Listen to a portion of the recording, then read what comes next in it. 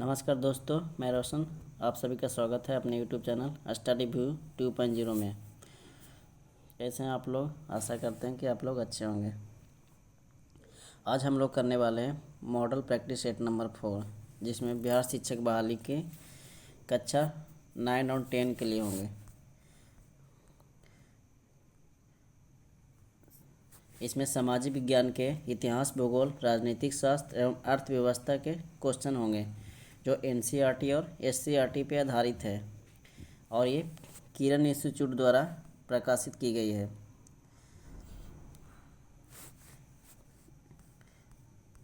चलिए आज हम बिना देरी किए हुए क्वेश्चन को स्टार्ट करते हैं। आज का इतिहास क्वेश्चन फर्स्ट से, इतिहास से क्वेश्चन से।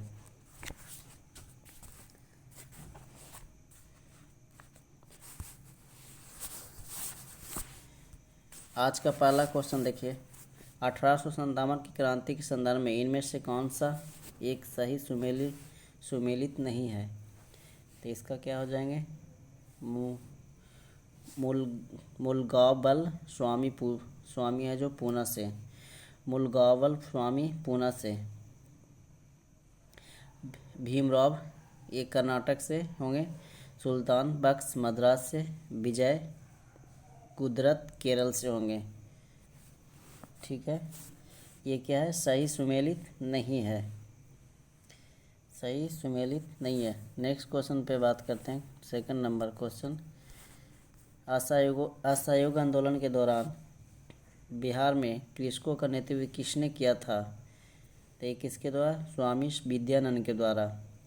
असहयोग आंदोलन के दौरान बिहार में कृषकों का नेतृत्व किसने किया था? स्वामी विद्यानंद के द्वारा। नेक्स्ट क्वेश्चन पे आते हैं, क्वेश्चन नंबर 3 पे। हड़प्पा संस्कृति से जुड़ा स्थल रंगपुर किस नदी के तट पर स्थित है? तो रंगपुर की बात करें तो रंगपुर ये मादर नदी है ना। ये कहाँ पे पड़ते हैं? गुजरात में पड़ते हैं। अहमदाबाद गुजरात में पड़ते हैं। कहाँ पे? अहमदाबाद। ठीक है, इसकी खोज किसने की थी? अगर खोज की बात करें तो किसकी की? कब? 1932 ईस्वी में, है ना। 1932 एस.आर. राव के द्वारा और एम.एस. बत्स के द्वारा, एम.एम. बत्स के द्वारा, है ना। एम.एम. बत्स के द्वारा। 1953 में बात करें तो एम.आर. राव के द्वारा, है ना। एक बार फिर से देख लीजिए। 1932 में किसके द्वारा? एम.एम. राव, है ना। एम.एम. राव के द्वारा, एम.एम. राव के द्वारा। और 1953 में बात करें तो 1953 में एम.आर. राव के द्वारा, एम.आर. राव के द्वारा। ठीक है, नेक्स्ट क्वेश्चन पे आते हैं। क्वेश्चन नंबर 4 पे, किस समाचार पत्र ने नीमूचना हत्याकांड की तुलना जलियांवाला बाग हत्याकांड के साथ की थी? तो इसका होगा रियासत। नीमूचना नरसंहार ने कब? 14 मई 1925 ईस्वी में, है ना। 14 मई 1925 ईस्वी को हुआ था।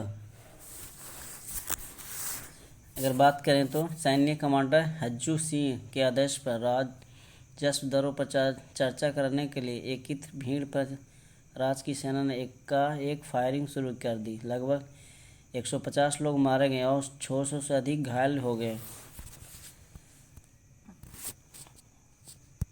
नेक्स्ट क्वेश्चन नंबर 5 पे आते हैं। अद्वैत काल की अनुभूति किस काल में हुई थी? तो इसका बात करें तो उत्तर वैदिक काल में, है ना। अद्वैत काल की अनुभूति किस काल में हुई थी? उत्तर वैदिक काल में। क्वेश्चन नंबर 6 पे आते हैं। औरंगजेब के समय में किस जाट नेता ने भरतपुर की स्थापना की थी? तो चूड़ामन। किसके द्वारा? चूड़ामन के द्वारा। औरंगजेब के समय किस जाट नेता ने भरतपुर की स्थापना की थी? चूड़ामन। नेक्स्ट क्वेश्चन आते हैं क्वेश्चन नंबर 7 पे। क्वेश्चन नंबर 7 में बोला जा रहा है कि निम्नलिखित में से किस शासक का मकबरा झील के मध्य में बना हुआ है? इसका किसका हो जाएगा? शेर शाह का, है ना। शेर शाह का मकबरा है जो सासाराम में, कहाँ पे पड़ते हैं? सासाराम बिहार में, जो झील के मध्य में बना हुआ है। इसकी वास्तु की बात करें तो मोहम्मद अलीवाल खान द्वारा डिजाइन किया गया था, जो 1540 से 1545 के बीच बनाया गया था। 1540 से 45 के बीच, ठीक है। क्वेश्चन नंबर 8 पे आते हैं। क्वेश्चन नंबर 8 में निम्नलिखित में से किस मुगल सेनापति ने शिवाजी को 1665 में पुरंदर की संधि पर हस्ताक्षर करने के लिए विवश किया था? तो ये क्या हो जाएगा? राजा जय सिंह के द्वारा। क्या हो जाएंगे?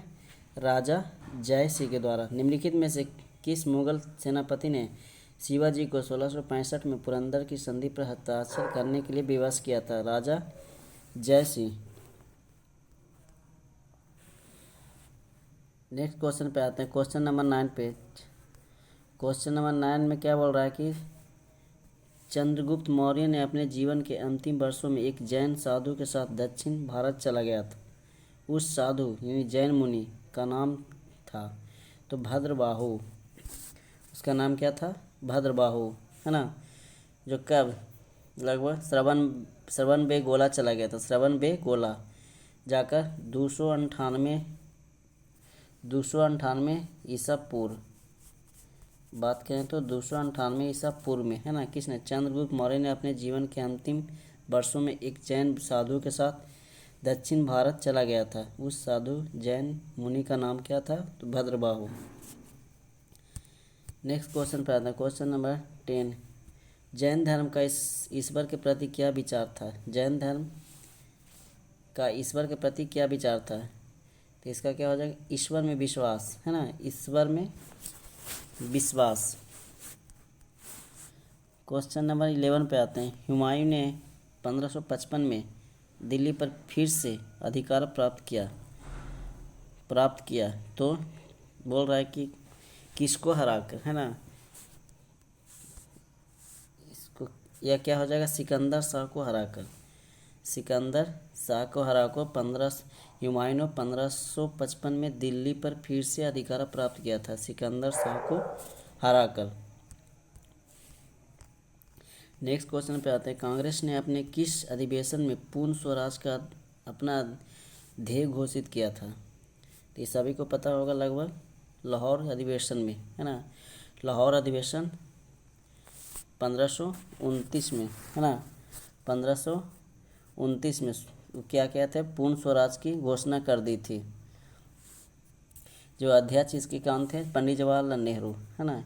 इसके अध्यक्ष की बात करें तो पंडित जवाहरलाल नेहरू, और इनकलाब जिंदा के भी नारे लगाए गए थे। नेक्स्ट क्वेश्चन नंबर 13 पे आते हैं। बोला जा रहा है कि किसके शासनकाल में मेवाड़ राज ने मुगलों की संप्रभुता को स्वीकार किया था? तो ये क्या हो जाएगा? जहांगीर के शासनकाल में, है ना। किसके शासनकाल में मेवाड़ राज ने मुगलों की संप्रभुता को स्वीकार किया? तो ये हो जाएंगे जहांगीर के शासनकाल में। इसका डिटेल्स देख लेते हैं।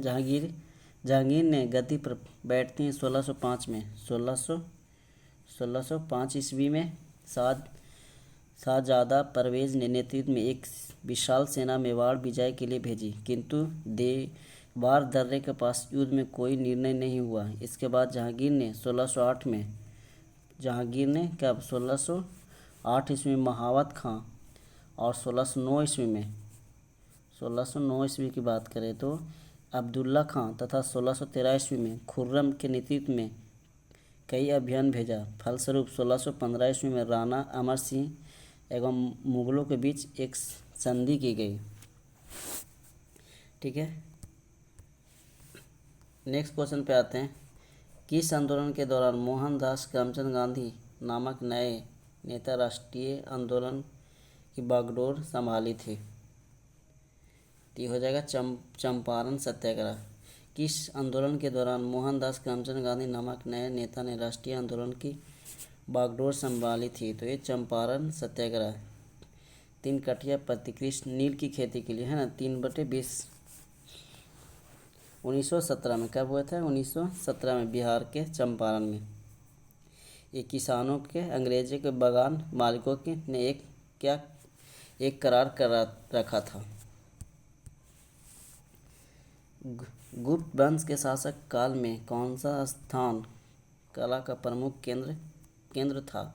तो इसका क्या हो जाएगा? सारनाथ। गुप्त वंश के शासन काल में कौन सा स्थान कला का प्रमुख केंद्र था? तो हो जाएंगे सारनाथ में। अगला क्वेश्चन आता है, निम्नलिखित में से किस सुल्तान ने सर्वप्रथम ब्राह्मणों से जजिया कर वसूल किया? ये हो जाएंगे किसके द्वारा? फिरोज शाह के द्वारा, है ना।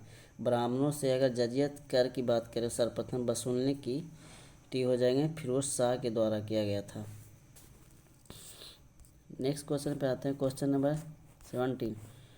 चोल वंश के शासकों की महानता किस कार्य पर आधारित थी? चोल वंश को शासकों की महानता किस कार्य पर आधारित थी? तो श्रेष्ठ शासन व्यवस्था पे।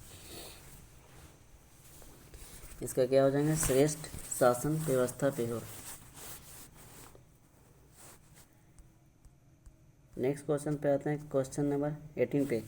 मुगल काल में वह कौन सी पहली इमारत है जो पूर्ण संगमरमर से बनी है? तो इसका पूर्ण संगमरमर से बनी मुगल काल की बात करें तो एतमादुद्दौला का मकबरा, है ना। क्या हो जाएंगे? एतमादुद्दौला का मकबरा। क्या बोल रहा है? मुगल काल में वह कौन सी इमारत है जो पूर्ण संगमरमर से बनी है? तो एतमादुद्दौला का मकबरा।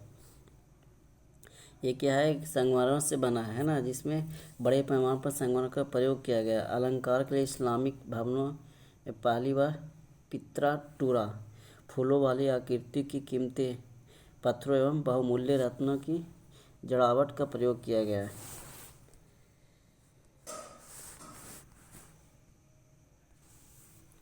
नेक्स्ट क्वेश्चन पे आता है, निम्नलिखित में से किसने पटना नगर की स्थापना की थी? निम्नलिखित में से किसने पटना नगर की स्थापना की थी? पटना नगर की स्थापना शेर शाह के द्वारा की गई थी, है ना।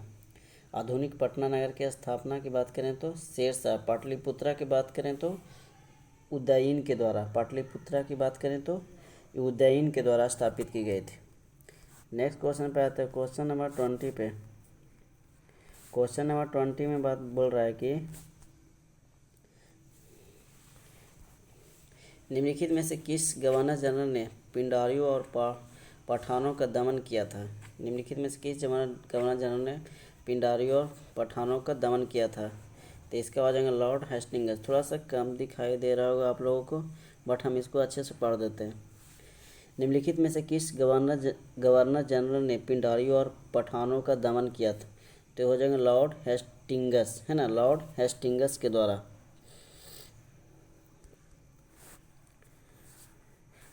बात करें लॉर्ड हेस्टिंग्स का 1816 ईस्वी में। 1816 ईस्वी में क्या किया था? पिंडारियों के विरुद्ध अभियान शुरू किया था। उन पर तीन से आक्रमण हुआ, जिससे उस पर उत्तर भारत का कमान स्वयं हेस्टिंग्स ने संभाल ली। नेक्स्ट क्वेश्चन पे आते हैं, अलाउद्दीन खिलजी। यहाँ पे अलाउद्दीन खिलजी ने खिलजी लिखा, किस हिंदू शासक को रायन की उपाधि दी, है ना। बोल रहा है कि अलाउद्दीन खिलजी ने किस हिंदू शासक को रायन की उपाधि दी थी? तो इसका क्या हो जाएंगे? रामचंद्र देव को। अलाउद्दीन खिलजी ने के समय में देवगिरी अभियान यानी 1298 देवगिरी अभियान 1298 ईस्वी के पश्चात रामचंद्र देव व्यक्तिगत रूप से दरबार में उपस्थित हुआ। अलाउद्दीन ने उन्हें रायन की पदवी दी और चंदोवा देकर सम्मानित किया। नेक्स्ट क्वेश्चन आते हैं, क्वेश्चन नंबर 22। अर्थशास्त्र में उल्लिखित सीताध्यक्ष किस विभाग के अध्यक्ष थे? तो इसका क्या हो जाएंगे? कृषि के अध्यक्ष थे। अर्थशास्त्र में उल्लिखित सीताध्यक्ष किस विभाग के अध्यक्ष थे? तो एक कृषि के अध्यक्ष हो जाएंगे।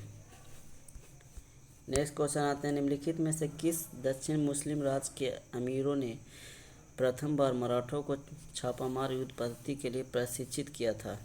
तो छापामार युद्ध पद्धति के लिए हो जाएगा अहमदनगर के मलिक अंबर, है ना, अहमदनगर के मलिक अंबर। निम्नलिखित में से किस दक्षिण मुसलमान राज्य के अमीरों ने प्रथम बार मराठों को छापामार युद्ध पद्धति के लिए प्रशिक्षित किया था? अहमदनगर के मलिक अंबर। क्वेश्चन नंबर 24 आते हैं, 26 अगस्त 1942 को जिला के 2 नेताओं ने हजारीबाग को गिरफ्तार किया गया था, वे थे कौन थे?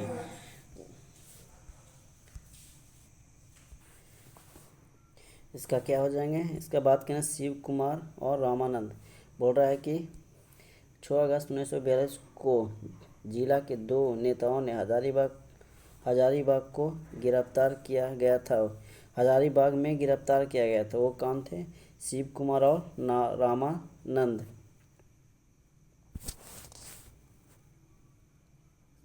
क्या क्या क्या हजारीबाग से गिरफ्तार किया गया था। वैदिक युग की सर्वाधिक प्रचलित संस्था कौन सी थी? बोल रहा है वैदिक युग की सर्वाधिक प्रचलित संस्था कौन थी? तो ये क्या हो जाएंगे? बी दत्त, है ना। क्वेश्चन नंबर आते हैं 26 पे। यहाँ से भूगोल के क्वेश्चन स्टार्ट हो जाएंगे। जनसंख्या की वृद्धि के स्वरूप में कालावधि में घटित क्रमिक परिवर्तन को कहा जाता है। तो इसको बोलते हैं जनांकीय संक्रांति। जनांकीय संक्रांति बोलते हैं इसको। जनसंख्या वृद्धि के फलस्वरूप में कालावधि में घटित क्रमिक परिवर्तन को कहा जाता है जनांकीय संक्रांति। ठीक है। क्वेश्चन नंबर 27 पे आते हैं। बोल रहा है कि क्वेश्चन नंबर 27, विश्व में चावल के बृहत्तम उत्पाद एवं निर्यातक देश क्रमशः है। सबसे ज़्यादा उत्पादन और निर्यात देश की बात करें तो अभी फ़िलहाल चाइना और इंडोनेशिया है ना। सबसे ज़्यादा चावल का बात करें तो उत्पादन में चाइना है और निर्यातक देश की बात करें तो इंडोनेशिया। दूसरा नंबर में भारत आते हैं। दूसरा नंबर में चावल की बात करें तो उत्पादन में भारत है।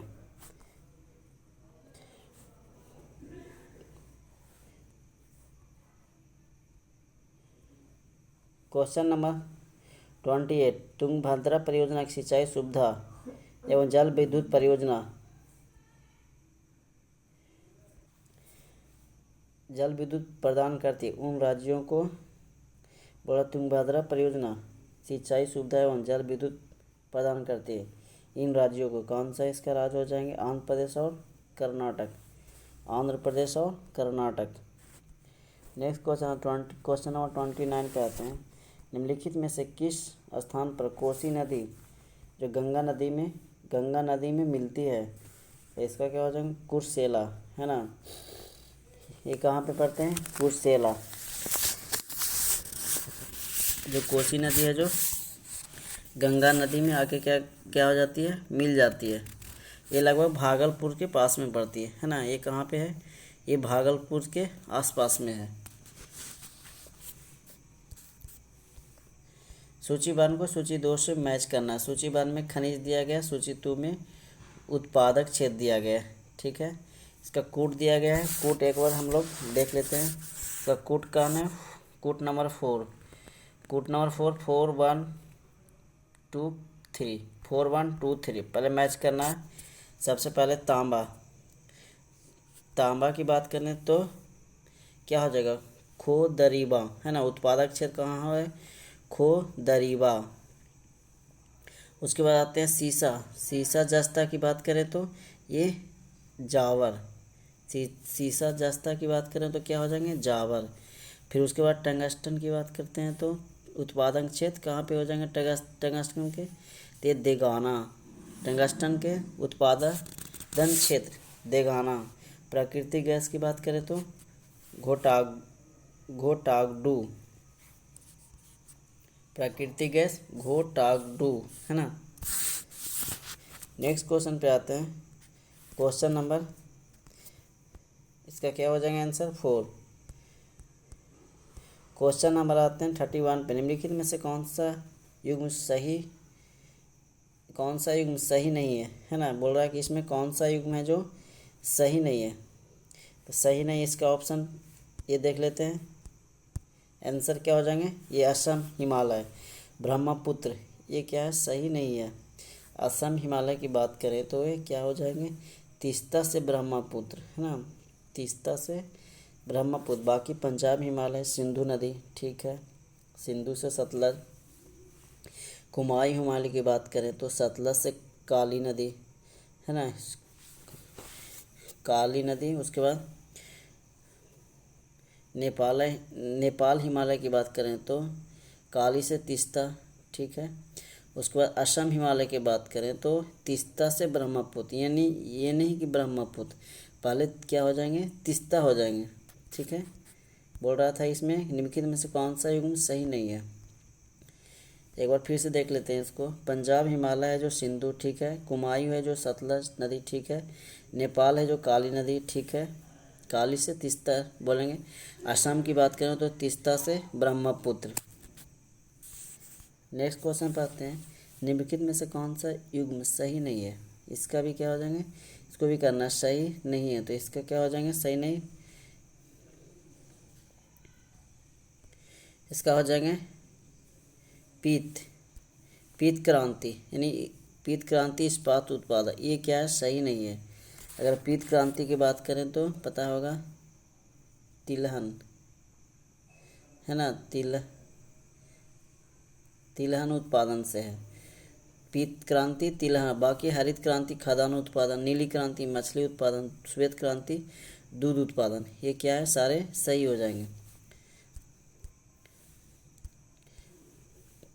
नेक्स्ट क्वेश्चन पे बात करते हैं। अंतर्राष्ट्रीय तिथि रेखा कतिपय स्थल क्षेत्रों के समायोजन हेतु कुछ विचलनों के साथ अनुसरण करती है। तो बोल रहा है कि अंतर्राष्ट्रीय तिथि रेखा कतिपय स्थल क्षेत्रों के समायोजन हेतु कुछ विचलनों के साथ अनुसरण करती है। तो कौन सा है ये, इसका ऑप्शन देख लेते हैं एक बार। ऑप्शन क्या हो जाएंगे, 180 डिग्री देशांतर, है ना। इन 180 डिग्री देशांतर अंतर्राष्ट्रीय तिथि रेखा को कहा जाता है, क्योंकि इस रेखा के दोनों ओर तिथियों में एक दिन का अंतर होता है। यह रेखा आर्कटिक सागर, चुक्की सागर, बेरिंग स्ट्रेट, प्रशांत महासागर से गुजरती है।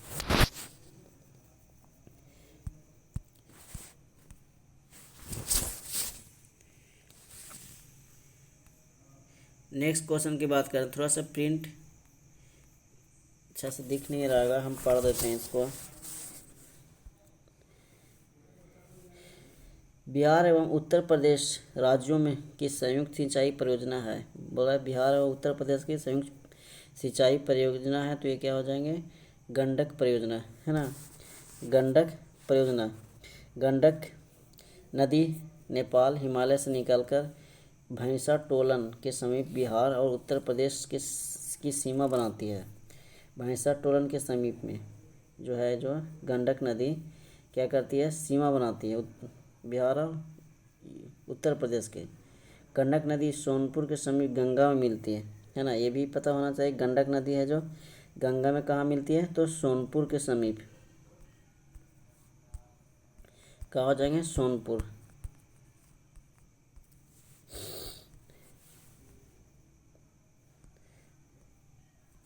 नेक्स्ट क्वेश्चन पे आते हैं। ग्रीनविच माध्य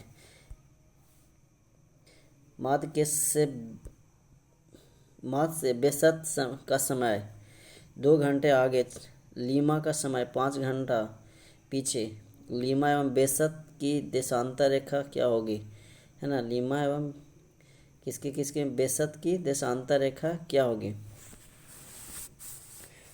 तो इसका क्या हो जाएगा, इसका हो जाएंगे 75 डिग्री पश्चिमी एवं 30 डिग्री पूर्वी। क्या क्या हो जाएंगे, 75 डिग्री पश्चिमी एवं 30 डिग्री पूर्वी। 15 डिग्री बराबर 1 घंटा होता है ना, 15 डिग्री बराबर 1 घंटा। इसी तरह 15 × 5 करेंगे तो 75, 15 × 2 करेंगे तो कितना हो जाएंगे, 15 × 5, फिर 15 × 2, तो क्या क्या हो जाएंगे 30। तो क्या हो जाएगा 75 डिग्री पश्चिम और 30 डिग्री पूर्वी हो जाएंगे। ग्रीनविच मध्य समय से बेसत का समय 2 घंटे आगे है और लीमा का समय 5 घंटा पीछे है। तो लीमा और बेसत की देशांतर रेखा क्या होगी, ठीक है। अगले क्वेश्चन पे आते हैं।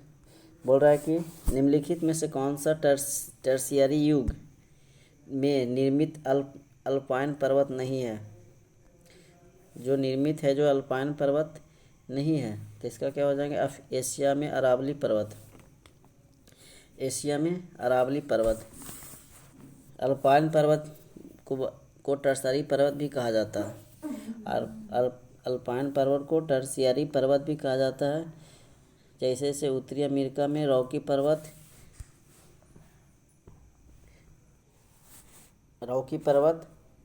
उसी तरह दक्षिण अमेरिका में अस्टीज पर्वत, यूरोप में अल्पस यानी डिरोनिक या तो पेरेनीज, बाल्कन, ये सारे पर्वत आते हैं, ठीक है।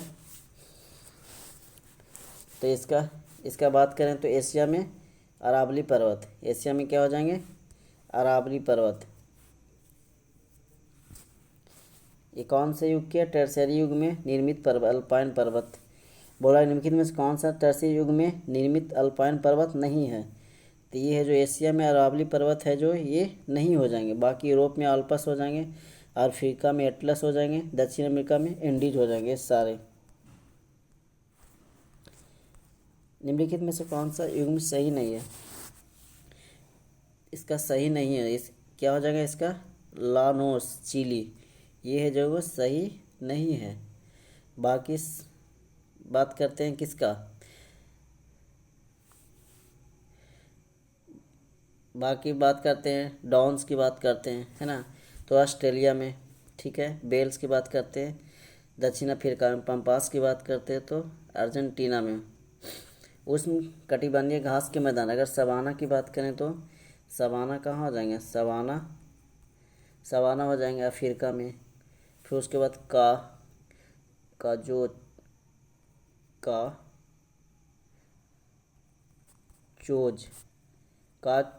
काचोज की बात करें तो ब्राज़ील में।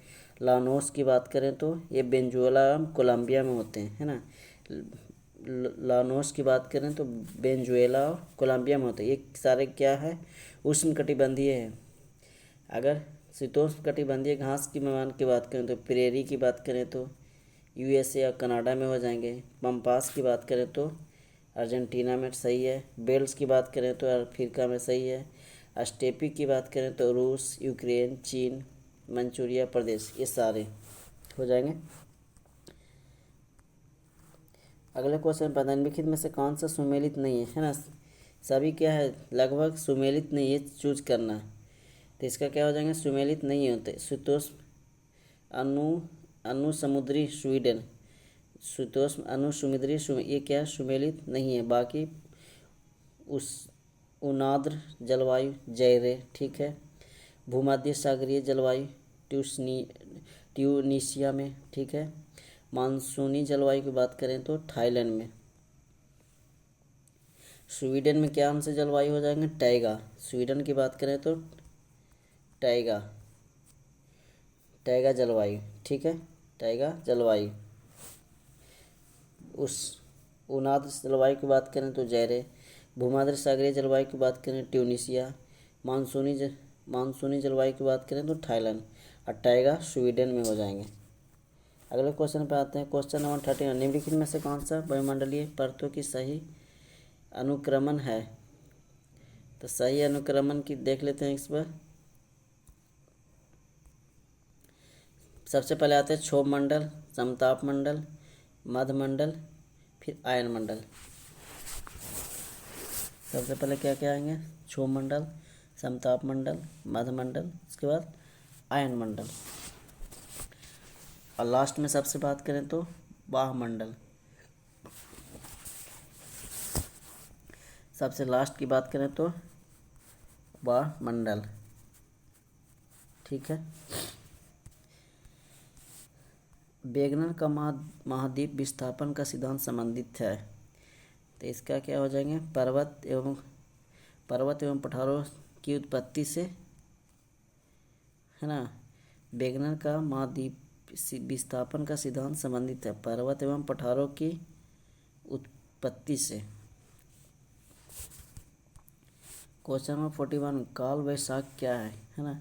बोल रहा है काल वैशाख क्या है, तो ग्रीष्म ऋतु में, बोल रहा है कि ग्रीष्म ऋतु में पश्चिम बंगाल में चलने वाले आंधी तूफान है।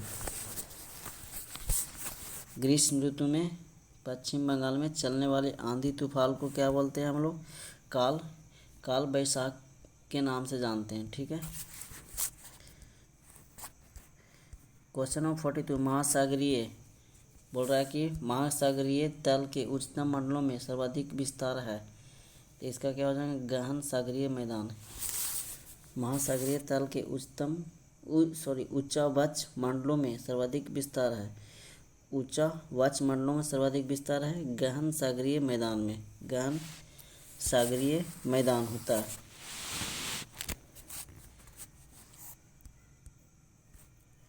क्वेश्चन नंबर 43, निम्नलिखित में से कौन सा युग्म सही नहीं है? यहाँ भी क्या करना है? सही नहीं है, तो कपास, ये क्या हो जाएंगे? सही नहीं है। कपास की बात करते हो तो कहाँ पे आते हैं? चीन और भारत, है ना, चाइना और भारत में। ठीक है। बाकी कहवा ब्राज़ील, ठीक है, चाय श्रीलंका, ठीक है ना। उसके बाद रबड़ की बात करें मलेशिया। अगर चाय की बात करें तो श्रीलंका, सबसे ज़्यादा चाय अभी चीन में होता है ना, चीन, फिर भारत, उसके बाद श्रीलंका। नेक्स्ट क्वेश्चन पे आते हैं 44 पे, प्रति इकाई कृषि भूमि के संदर्भ में व्यक्त जनसंख्या को कहा जाता है, तो इसको कहते हैं कायिकी घनत्व। कायिकी घनत्व होता है कुल जनसंख्या, इसका बराबर होता है क्या? कुल जनसंख्या बटे कुल कृषि क्षेत्र। ठीक है। प्रति व्यक्ति कृषि भूमि के संदर्भ में व्यक्त जनसंख्या को कहा जाता है कायिकी घनत्व। कायिकी घनत्व बराबर होता है कुल जनसंख्या बटे कुल कृषि क्षेत्र। अगले क्वेश्चन पर आते हैं 45 नंबर पे, बिहार में कृषि का स्वरूप क्या है? तो बिहार में कृषि का स्वरूप क्या है?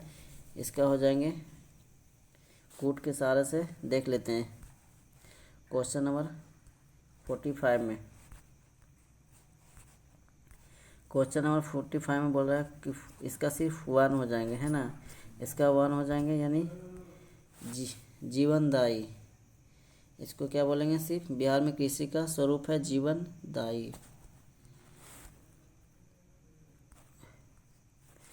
क्वेश्चन नंबर 46 पे आते हैं। क्वेश्चन परिप्रशांत महासागरीय पेटी वितरण, तो इसका क्या हो जाएंगे? भूकंप, क्या हो जाएंगे? भूकंप के। परिप्रशांत महासागरीय पेटी भूकंप के वितरण से संबंधित है। किससे संबंधित है? भूकंप के वितरण से संबंधित है। क्वेश्चन नंबर 46 पे आते हैं, विषुवत रेखा के निकट स्थान विशेष पर ज्वार भाटा के समय में अंतर होता है, तो कितना का अंतर होता है? 12 घंटे 26 मिनट, है ना। 12 घंटे और 26 मिनट का अंतर होता है।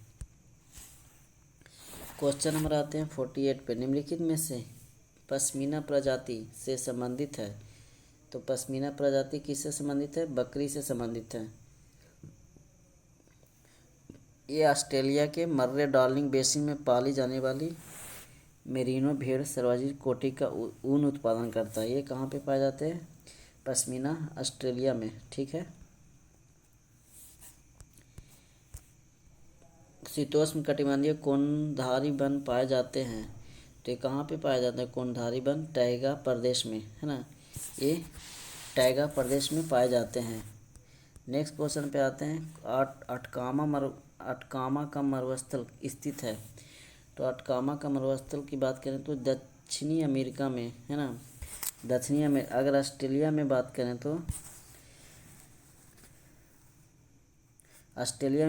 तो वारबर्टन या तो सिम्पसन, है ना, बोलते हैं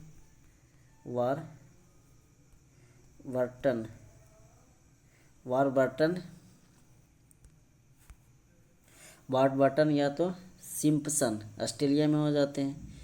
उसके बाद आते हैं अफ्रीका की बात करें तो सहारा। अफ्रीका की बात करें तो सहारा हो जाएंगे। ठीक है। उसके बाद एशिया में बोले तो एशिया में बात करें तो गोबी। एशिया में आ जाते हैं गोबी, जैसे में गोबी में चाइना आ जाते हैं और मंगोलिया आ जाते हैं सारे। ठीक है। और दक्षिण अमेरिका में अभी हम लोग बात किए थे अटकामा। दक्षिण अमेरिका में क्या हो जाएंगे? अटकामा।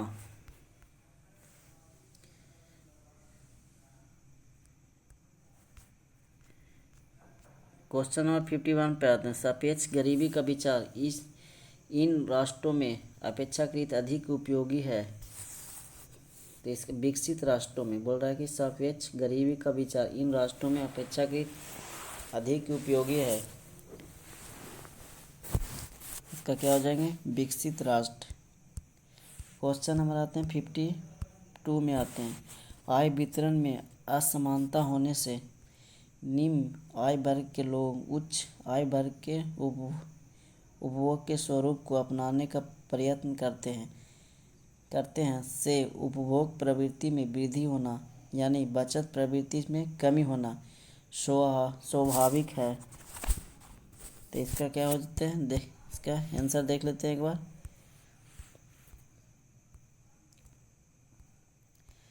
इसका हो जाएगा ड्यूरेजनरी का विचार। किसके द्वारा बोला गया है? ये ड्यूजेनबरी, है ना।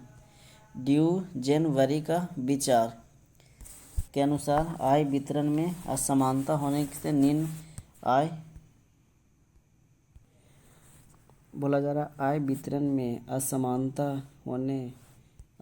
होने से निम्न आय वर्ग के लोग को जो उच्च आय वर्ग के उपभोग के स्वरूप को अपनाने का प्रयत्न करते हैं से उपभोग प्रवृत्ति में वृद्धि होना यानी बचत प्रवृत्ति में कमी होना स्वाभाविक है। तो ये किसके द्वारा बोला जा रहा है? कि ड्यूजेनबरी का विचार, है ना। कि ये क्या है? किसके द्वारा?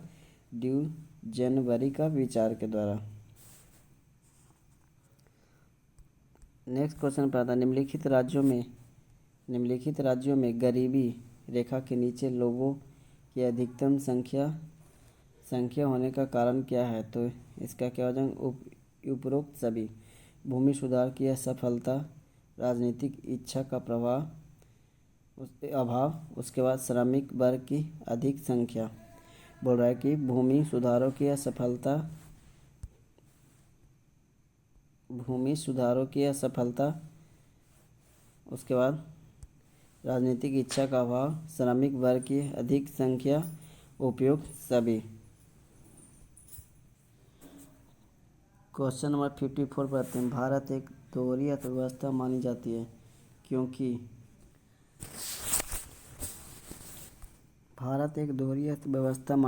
क्योंकि इसका क्या हो गया? यहाँ उत्पादन की पिछली तकनीक एवं उच्च तकनीक दोनों का सह अस्तित्व है। भारत एक दोहरी अर्थव्यवस्था मानी जाती है क्योंकि यहाँ उत्पादन की पिछली तकनीक एवं उच्च तकनीक दोनों का सह अस्तित्व है।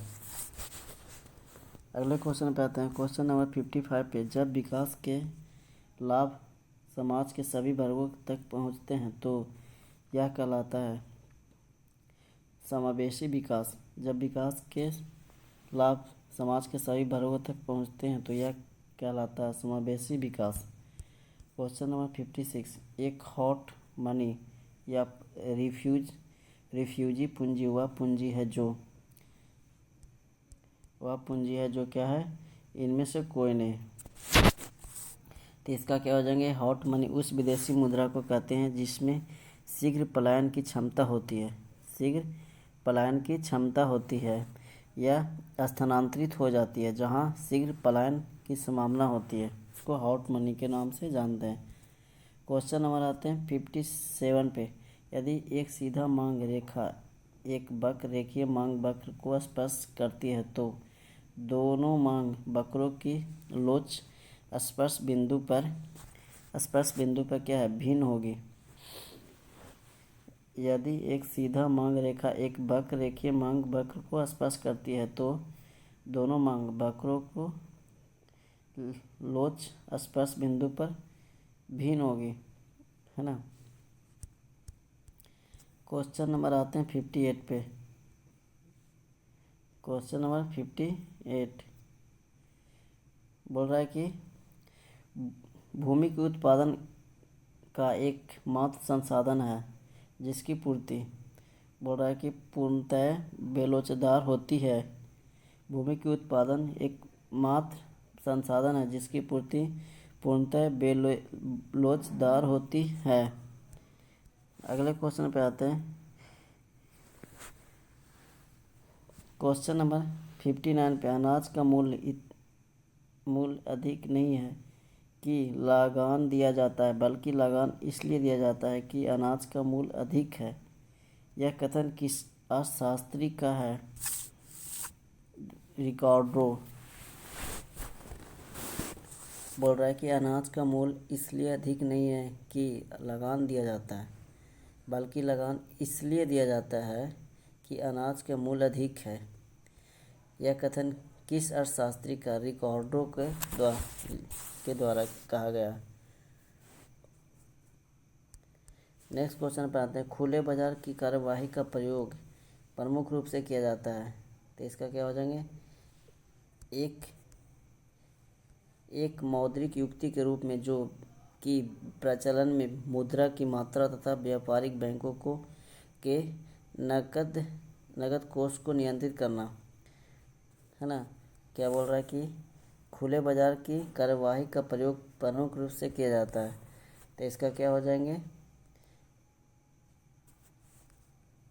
इसका हो जाएंगे एक मौद्रिक युक्ति के रूप में जो कि प्रचलन मुद्रा में मात्रा तथा व्यापारिक बैंकों को नकद कोष को नियंत्रित करना। नेक्स्ट क्वेश्चन पे आते हैं। यहाँ से आप लोग को राजनीति शास्त्र के क्वेश्चन देखने को मिलेंगे। 2 अक्टूबर 1959 को राजस्थान के किस जिले से आधुनिक त्रिस्तरीय पंचायती राज व्यवस्था का शुभारंभ किया गया था?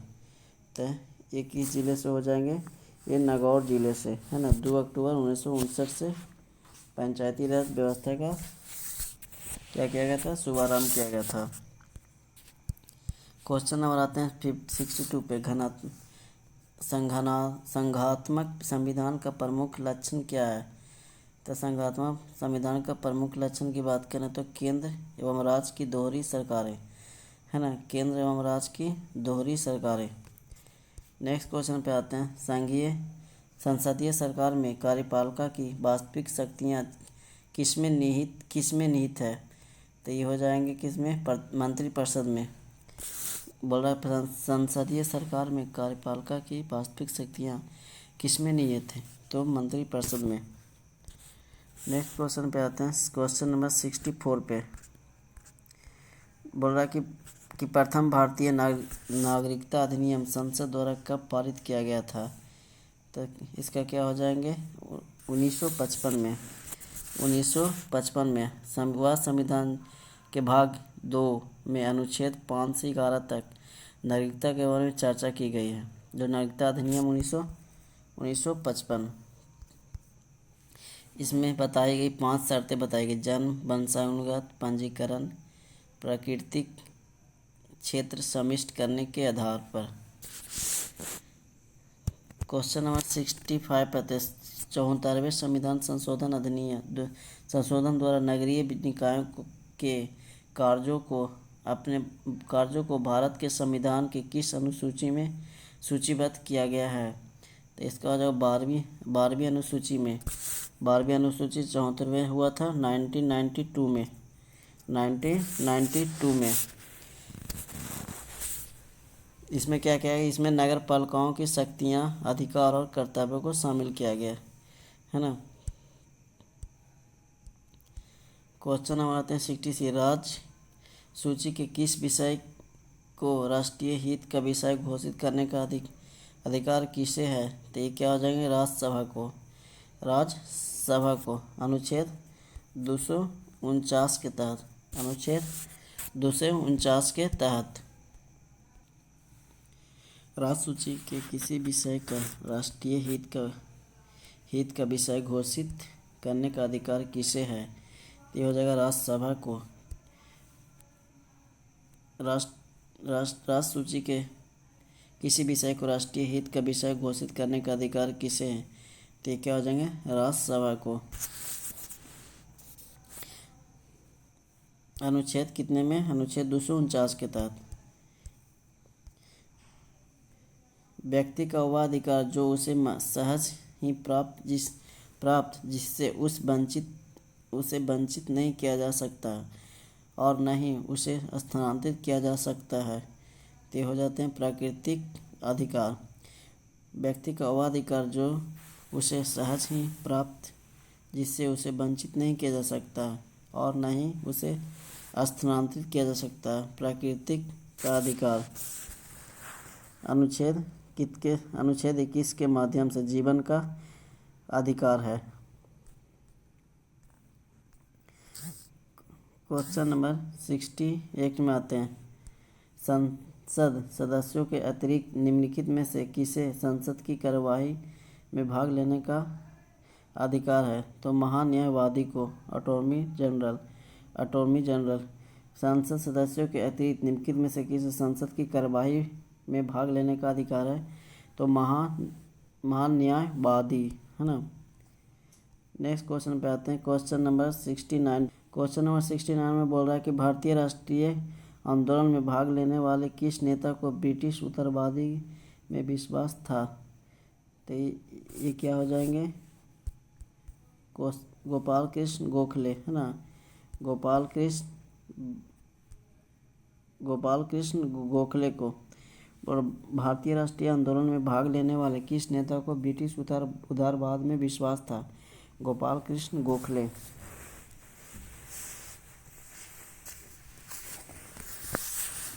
क्वेश्चन नंबर 70 पे आते हैं।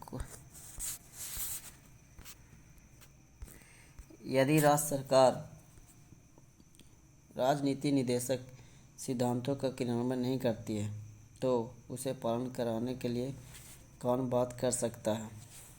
तो इसका क्या हो जाएंगे?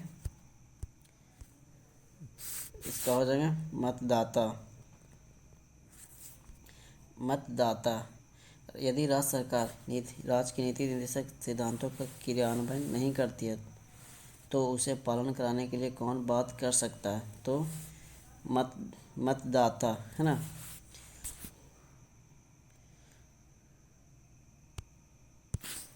क्वेश्चन नंबर 71 में आते हैं। मौलिक अधिकार सूची 1 संबंधित सूची 1 को सूची 2 से सुमेलित करते हुए सही कूट का चयन करना है। इसका सही कूट क्या दिया गया है? सही कूट है 3421, है ना। 3421। पहले क्या मिलाएंगे? 3, उसके बाद 4, फिर 2, फिर 1। इसको थोड़ा छोटा कर लेते हैं। अब मैच करते हैं इसको, ठीक है। सबसे पहले 3 समानता का अधिकार, तो किस में हो जाएगा? इसमें समानता का अधिकार 3। उसके बाद क्या गया? समानता का अधिकार। उसके बाद क्या दिया गया? शोषण के विरुद्ध अधिकार, है ना। शोषण के विरुद्ध अधिकार की बात करें तो 21 में हो जाएंगे 23 से 24, ठीक है। 23 से 24 में हो जाएंगे शोषण के विरुद्ध अधिकार। उसके बाद आते हैं संस्कृति और शिक्षा का अधिकार। संस्कृति संस्कृति और शिक्षा का अधिकार तय हो जाएंगे 29 से 30 में। स्वतंत्रता का अधिकार बात करें तो किसमें है, 19 से 22 में, है ना, 19 से 22 में अनुच्छेद। ठीक है, बोल रहे हैं कि समानता का अधिकार अनुच्छेद 14 से 18। उसके बाद शोषण के विरुद्ध अधिकार 23 से 24। सांस्कृतिक और शिक्षा संबंधी अधिकार की बात करें तो 29 से 30। स्वतंत्रता का अधिकार की बात करें तो अनुच्छेद 19 से 22 है। ठीक है,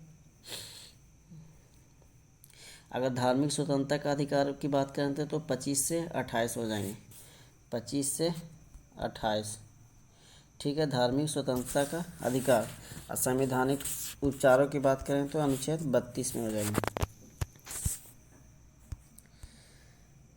क्वेश्चन नंबर 72, इन तत्वों, बोल रहा है कि इन तत्वों में से कौन सा तत्व मौलिक अधिकार के अंतर्गत आता है और राज्य के नीति निर्देशक तत्वों के अंतर्गत नहीं आता है। तो इसका क्या है, निःशुल्क प्राथमिकी, क्या हो जाएंगे इसका, निःशुल्क प्राथमिकी शिक्षा व्यवस्था, है ना, निःशुल्क प्राथमिकी शिक्षा व्यवस्था। इन तत्वों में से कौन सा तत्व मौलिक अधिकार के अंतर्गत आता है और राज्य के नीति निर्देशक तत्वों के अंतर्गत नहीं आता, तो निःशुल्क प्राथमिक शिक्षा व्यवस्था। क्वेश्चन नंबर आते हैं 73 पे। राज्य के कार्यों के परंपरागत विचारधारा के अनुसार अनिवार्य तथा ऐच्छिक दो भागों में बांटा गया है, लेकिन वर्तमान समय में राज्य की अवधारणा के अनुसार अनिवार्य और ऐच्छिक का भेद समाप्त है तथा समस्त कार्य अनिवार्य ही माने जा रहे हैं। तो इसका क्या हो जाते हैं, इसको देख लेते हैं। 73, लोक कल्याणकारी राज, है ना, बोल रहा है इसको लोक कल्याणकारी राज। इसको एक बार आप पढ़ लेते हैं। क्या बोल रहा है कि राज्य के कार्यों के परंपरागत विचारधारा के अनुसार अनिवार्य तथा ऐच्छिक दो भागों में बांटा गया है, लेकिन वर्तमान समय में राज्य की अवधारणा के अनुसार अनिवार्य और ऐच्छिक का भेद समाप्त है तथा समस्त कार्य अनिवार्य ही माने जा रहे हैं। जितने भी कार्य हैं सबको अनिवार्य माने जाते हैं, उसको लोक कल्याणकारी राज बोलते हैं। ठीक है,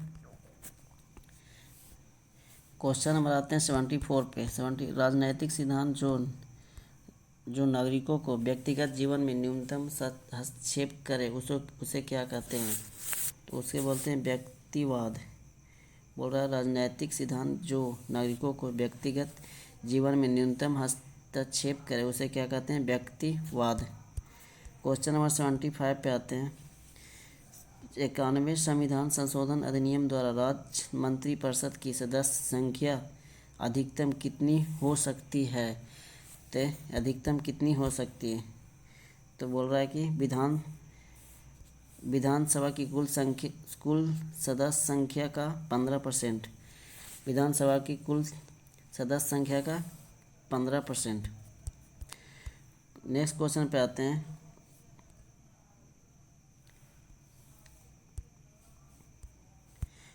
क्वेश्चन नंबर 76 में ऐसे शासन व्यवस्था जिसमें संपत्ति एवं उत्पादन के संसाधन पर शासन का नियंत्रण होगा, व्यक्तिगत संपत्ति समाप्त होगी एवं समाज शोषण मुक्त होगा, तो उसको क्या बोलते हैं, समाजवाद। ऐसे शासन व्यवस्था जिसमें संपत्ति एवं उत्पादन के साधन पर शासन का नियंत्रण होगा, व्यक्तिगत संपत्ति समाप्त होगी एवं समाज शोषण मुक्त होगा, उसको बोलते हैं समाजवाद बोलते हैं। क्वेश्चन नंबर 77 पे आते हैं। क्वेश्चन नंबर 77 बोल रहा है कि किस विचारक के लिए धर्म और राजनीतिक अलग अलग नहीं है, तो इसका क्या हो जाएगा, महात्मा गांधी। किस विचारक के लिए धर्म और राजनीतिक अलग अलग नहीं है, तो महात्मा गांधी के। नेक्स्ट क्वेश्चन पे आते हैं 78 पे। भारत में किस कारण से शासन संगठनात्मक है, इसका किस कारण से भारत में शासन क्या है, संगठनात्मक है। संविधान में क्या हो जाएंगे, संघ एवं राज्यों के मध्य शक्तियों का वितरण किया गया। बोल रहा है कि संविधान में संघ एवं राज्यों के मध्य शक्तियों का क्या किया गया, इसमें वितरण किया गया। और संघाई व्यवस्था जो कहाँ से ली गई, कनाडा से लिया गया, कनाडाई मॉडल पे आधारित है ये। क्वेश्चन नंबर 17, संसद की कार्यवाही में शून्यकाल का अर्थ क्या होता है? शून्यकाल का अर्थ क्या होता है?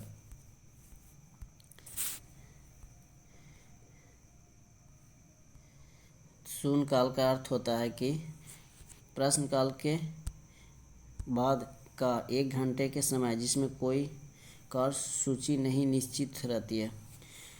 शून्यकाल का समय होता है कि प्रश्नकाल के बाद का 1 घंटे के समय जिसमें कोई कार्य सूची नहीं निश्चित रहती है। ठीक है। क्वेश्चन नंबर आते हैं नेक्स्ट, सामान्य अध्ययन से 40 प्रश्न। इसमें आते हैं क्वेश्चन नंबर 81 में, भारतीय राष्ट्रीय कांग्रेस के अधिवेशन में भारतीय राष्ट्रगान पहली बार किस अधिवेशन में गाया गया था? तो किस अधिवेशन में गाया गया था? 1911 में, है ना, जो रविंद्रनाथ टैगोर के द्वारा रचित है। जन गण मन 24 जनवरी 1950 को राष्ट्रगान के रूप में संविधान सभा द्वारा इसे क्या किया गया था, अपनाया गया था। और 27 दिसंबर 1900 सर्वप्रथम 27 दिसंबर कब, 27 दिसंबर 1911 को कलकत्ता अधिवेशन में इसको क्या किया गया था, गाया गया था। नेक्स्ट क्वेश्चन पे आते हैं, नंदा देवी राष्ट्रीय उद्यान किस राज्य में स्थित है? तो नंदा देवी राष्ट्रीय उद्यान की बात करें तो ये उत्तराखंड में स्थित है ना। ये बृहद हिमालय श्रेणी के मुख्य शिखर पर स्थित है। अगर नंदा देवी की बात करें तो ये कौन सा हिमालय है? ये बृहद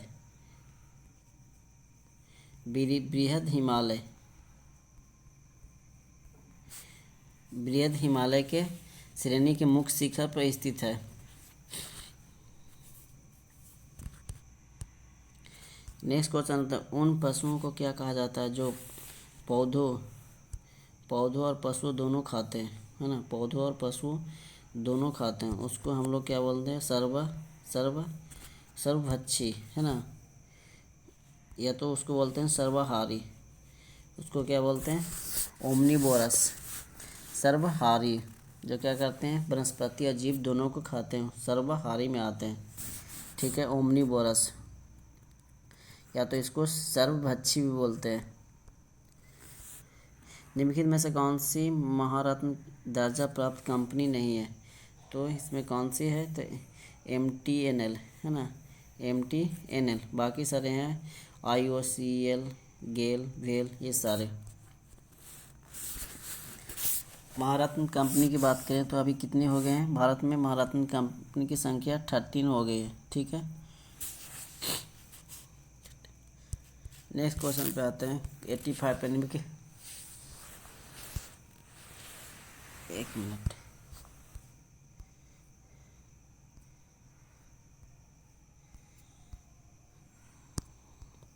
क्वेश्चन नंबर 85 पे, निम्नलिखित में से किसे आधुनिक वनस्पति विज्ञान का जनक माना जाता है? तो कार्ल लिनियस को। किसे आधुनिक विज्ञान का जनक माना जाता है? कार्ल लिनियस को।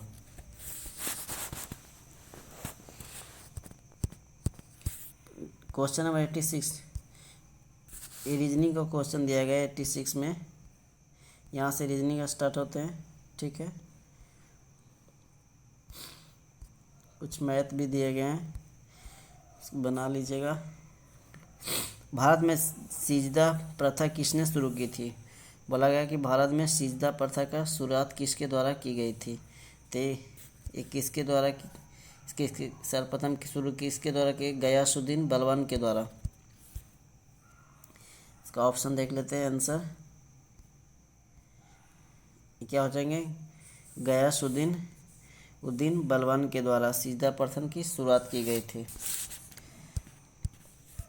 92 पे आते हैं, निम्नलिखित में से कौन सी झूठ का पता लगाने के लिए मशीन है? तो इसको बोलते हैं पॉलीग्राफ, है ना, पॉलीग्राफ से झूठ का पता लगाने वाली मशीन है। सहारा रेगिस्तान कहाँ स्थित है? इस सभी को पता है कि सहारा रेगिस्तान कहाँ स्थित है ना, तो उत्तरी अफ्रीका में बोले। लगभग ये 3000 मील में फैला हुआ है, लगभग बोलेंगे तो 4800 किलोमीटर में। उत्तर से दक्षिण लगभग 800 से 1200 मील। क्षेत्रफल की बात करें तो लगभग 33,32,000 के आस 33,20,000 के आसपास इसका क्षेत्रफल है। नेक्स्ट क्वेश्चन पे आते हैं। चंद्रमा पर उतरने वाला पहला अंतरिक्ष यान कौन सा था? ये अंतरिक्ष यान की बात कर रहा है ना, तो अपोलो 11 है, जो कब उतरे थे? 20 जुलाई 1969 में।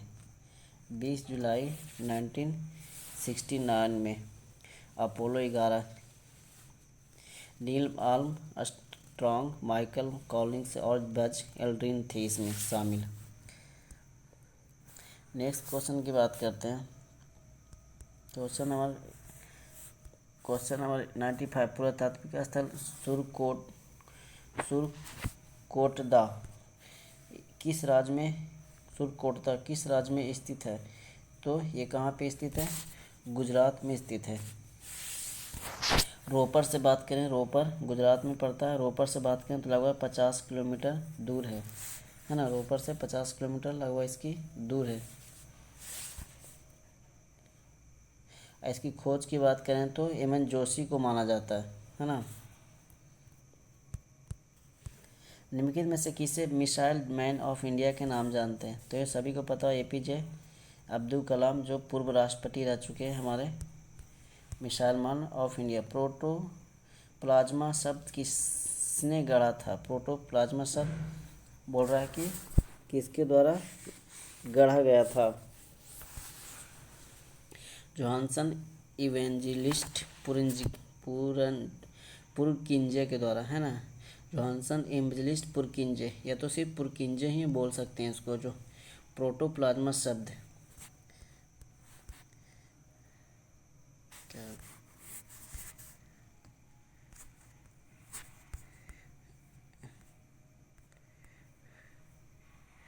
नेक्स्ट क्वेश्चन पे आता है 98 पे। निम्नलिखित में से कौन सा पशु उत्तक का प्रकार नहीं है? तो इसका क्या हो जाएंगे? मेरिस्टेमेटिक्स उत्तक, है ना। मेरिस्टेमेटिक्स उत्तक ये क्या है? पशु उत्तक का क्या है? प्रकार नहीं है। एक क्या है? एक इसको पादप उत्तक भी बोलते हैं। मेरिस्टेमेटिक उत्तक को हम क्या बोलते हैं? इसको हम पादप उत्तक है, जिसमें विभिन्न आकृति वाले जीव कोशिका होती है। इसको हम हिंदी में विभिजीवोत्तक उत्तक भी बोलते हैं ना। मेरिस्टेमेटिक उत्तक को विभिजीवोत्तक उत्तक। 99 पे आते हैं क्वेश्चन। विसरण एक प्रक्रिया है जिसके द्वारा क्या होती है? तो ऑक्सीजन पूरी प्लाज्मा झिल्ली में जाती है। विसरण एक प्रक्रिया है जिसमें ऑक्सीजन पूरी प्लाज्मा झिल्ली में क्या होती है? जाती है। नेक्स्ट क्वेश्चन पर आते हैं। 20वीं शताब्दी के पहले दशक के दौरान किस स्थान को भारतीय राष्ट्रवाद का तंत्रिका केंद्र माना जाता है? तो बंगाल को माना जाता था। 20वीं शताब्दी के पहले दशक के दौरान किस स्थान को भारतीय राष्ट्रवाद का तंत्रिका केंद्र नर्वस सेंटर माना जाता था? तो बंगाल को। 101। रेड क्लिफ किन देशों के बीच की अंतर्राष्ट्रीय सीमा रेखा है? तो रेड क्लिफ किसके किसके बीच है? भारत और पाकिस्तान के बीच। भारत और पाकिस्तान के बीच कब शुरू हुई थी? लगभग 17 अगस्त 1947 को, जब भारत विभाजन हुआ था, है ना। उसी समय सिरिल रेड क्लिफ के नाम पर रखा गया था। इस लाइन को किसके द्वारा? सिरिल रेड क्लिफ के नाम पर रखा गया था। Question number 102। संचार नेटवर्कों में अंतर्राष्ट्रीय कनेक्टिविटी सुरक्षा प्रदान करने के लिए अंतर्राष्ट्रीय दूरसंचार संघ ITU की स्थापना की गई थी।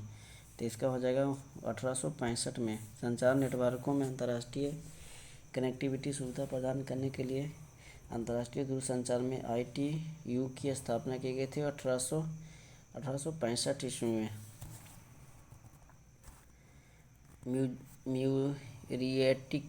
म्यूरेटिक्स अम्ल का वैज्ञानिक नाम क्या है? तो इसका क्या हो जाएंगे? हाइड्रोक्लोरिक अम्ल, है ना। म्यूरेटिक्स अम्ल का वैज्ञानिक नाम क्या है? हाइड्रोक्लोरिक अम्ल,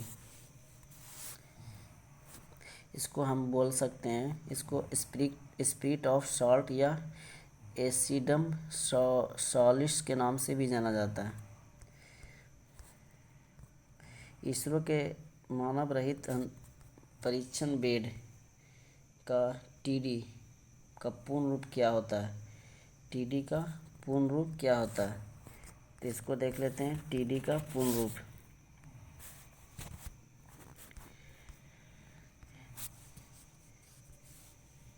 टीडी का reusable satellite launch vehicle technology demonstrator है ना, reusable satellite launch vehicle technology demonstrator, ठीक है।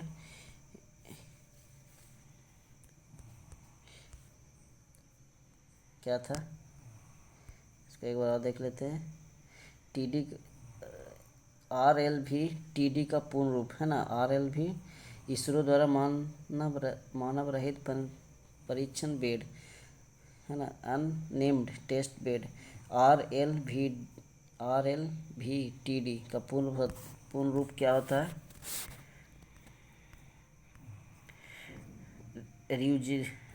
Reusable satellite launch vehicle technology demonstrator, ठीक है। कपास के रेशों के बीज को अलग करने के लिए प्रक्रिया को क्या कहा जाता है? तो इसको बोलते हैं ओटाई। प्रकाश के रेशों को बीजों को अलग करने की प्रक्रिया को क्या कहा जाता है? तो ओटाई कहते हैं इसको। नेक्स्ट क्वेश्चन पर आते हैं। भारत के इनमें से किस राज्य में यूरेनियम का सबसे बड़ा भंडार मौजूद है? तो किस राज्य में हो जाएगा? आंध्र प्रदेश है ना। कहाँ पे हो जाएंगे? आंध्र प्रदेश के कडपा जिले में स्थित तुम्मालापल्ले गांव में विश्व के सबसे बड़ा यूरेनियम का भंडार है। तुमालपल्ले गांव में, आंध्र प्रदेश के तुमालपल्ले। क्रिकेट गेंदबाजी में चाइनामान शैली के नाम से रखा गया है। तो ये किसके नाम से रखा है? चीनी मूल के एक वेस्ट इंडीज के गेंदबाज के नाम पर है ना। चाइनामान शैली चीनी मूल के एक वेस्ट इंडीज के गेंदबाज के नाम पर रखा गया था। निम्नलिखित में से किसने सबसे पहले आज़ाद हिंद फौज का गठन की कल्पना की थी? तो सबसे पहले आज़ाद हिंद फौज की गठन कैप्टन मोहन सिंह के द्वारा की गई थी। Question number 109। भारतीय संविधान में मजबूत केंद्र के साथ संघ की अवधारणा ली गई है। तो संघ की अवधारणा की बात करें तो कनाडा से ली गई है ना। कहाँ से? कनाडा से ली गई है। क्वेश्चन नंबर 110 पे आते हैं कि प्लासी का युद्ध ईस्ट इंडिया कंपनी और किसके बीच में हुआ था? तो बंगाल के नवाब है ना। प्लासी का युद्ध कब हुआ था? बात करें तो 23 जून कब? 1757 को 23 जून 1757 को लड़े गए थे। रॉबर्ट क्लाइव के नेतृत्व वाली ब्रिटिश ईस्ट इंडिया कंपनी और बंगाल के नवाब सिराजुद्दौला के बीच लड़ी गई थी। बंगाल के नवाब कौन थे? सिराजुद्दौला। Question number 111। भारत के राष्ट्रपति किस समुदाय के 2 समूह सदस्यों को लोकसभा के लिए मनोनीत करते हैं? तो ये हो जाएंगे एंग्लो इंडिया। क्या हो जाएंगे? एंग्लो, अनुच्छेद 331 के तहत है ना, एंग्लो इंडिया को।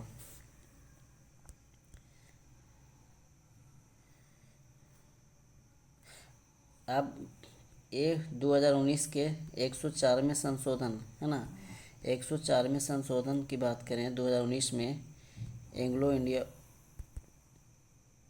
क्या हो गया? एंग्लो इंडिया को क्या कर दिया गया? समाप्त कर दिया गया है ना। जो बाहरी भारतीय विदेशी होते थे, जो भारत में रहते थे, उसको अब क्या कर दिया गया है? 104वें संशोधन के द्वारा, संविधान संशोधन के द्वारा इसको अब क्या कर दिया गया? समाप्त कर दिया गया है एंग्लो इंडिया को। नेक्स्ट क्वेश्चन पे आते हैं। टैट्रिया मानव शरीर के किस तंत्र का भाग है? टैट्रिया मानव शरीर के किस तंत्र का भाग है? तो ये हो जाएगा श्वसन तंत्र का भाग हो जाएंगे। नेक्स्ट क्वेश्चन पे आते हैं। निम्नलिखित शिकांगों में से किस कोशिका की आत्महत्या थैली कहा जाते हैं? तो इसको बोलते हैं कोशिका के लाइसोसोम को है ना। किसको बोलते हैं इसको? लाइसोसोम को कोशिका के आत्महत्या थैली के नाम से जानते हैं। सुसाइड बैग के नाम, सुसाइडल बैग या सुसाइड बैग के नाम से जानते हैं इसको। क्वेश्चन नंबर 140, अंडमान और निकोबार द्वीप समूह में स्लैग एंड बर्न कृषि को क्या कहा जाता है? तो इसको बोलते हैं दीपा, है ना। अंडमान और निकोबार, अंडमान बोल रहा है कि अंडमान और निकोबार द्वीप समूह में स्लैश एंड बर्न कृषि को कहा जाता है दीपा। ठीक है, यहाँ ले जाते हैं दीपा। क्वेश्चन नंबर 115, यहाँ से मैथ के क्वेश्चन स्टार्ट हो जाते हैं। ठीक है,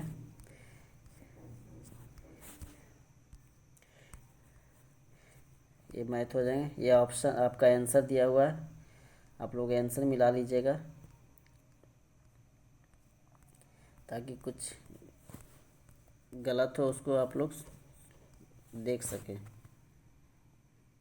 वीडियो को पॉज करके आप लोग आंसर एक बार मिला लीजिएगा।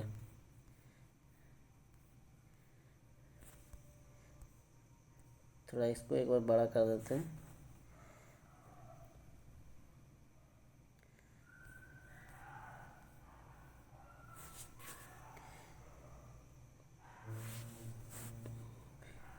ठीक है, वीडियो कैसा लगा आप लोग कमेंट बॉक्स में ज़रूर बताइएगा। वीडियो अच्छा लगता है तो लाइक करें और सब्सक्राइब भी कर दें।